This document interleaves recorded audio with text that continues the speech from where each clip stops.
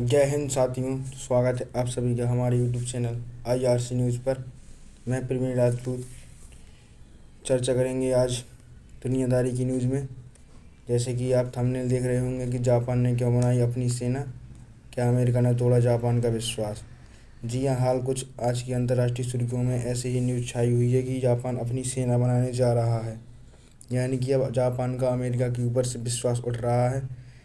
तो दोस्तों, इस वीडियो में हम फुल चर्चा करेंगे कि जापान ने क्यों बनाई अपनी सेना। दोस्तों, हम इसके लिए कुछ जापान के पिछले इतिहास पर चलते हैं। जैसे कि जापान में जब परमाणु बम गिराए गए थे, यानी कि 1945 के समय, जापान एक इतना सुपर पावर कंट्री था कि जापान दुनिया के 1/3 हिस्से पर राज करता था। जापान अब जापान की इस तानाशाही की वजह से अमेरिका परेशान आ चुका था और अमेरिका को भी आंख दिखाने की ताकत रखता था जापान। जी हाँ, ये वही जापान है।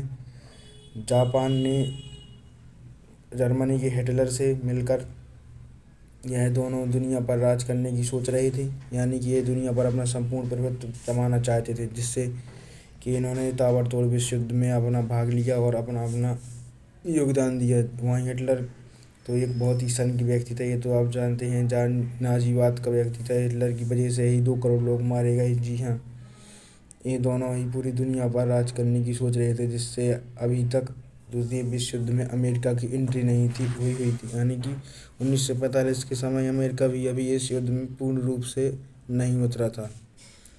तो अमेरिका यहाँ के एक क्षेत्र में नेवल बेस में जापान के द्वारा बम गिराए गए, जिससे परेशान होकर अमेरिका ने अपने साइंटिस्ट से कहा कि आप हमें कुछ ऐसा बना कर दीजिए जिससे कि हम इनको चौंका सकें। तो अमेरिका के साइंटिस्टों ने मिलकर परमाणु बम बना दिया। जी हाँ, द्वितीय विश्व युद्ध के पहले परमाणु बम नहीं था, तो अमेरिका ने परमाणु बम बनाया और 6 अगस्त 1945 को हिरोशिमा शहर में लिटिल बॉय नामक बम फेंक दिया और 9 अगस्त 1945 को नागासाकी नामक शहर में फैटमैन नामक बम फेंक दिया। जी हाँ, ये लिटिल बॉय और फैटमैन जो परमाणु बम थे, जिनकी वजह से, यानी कि जिनके ब्लास्ट से लाखों लोगों की जान चली गई, पूरा हिरोशिमा और नागासाकी तबाह हो गया।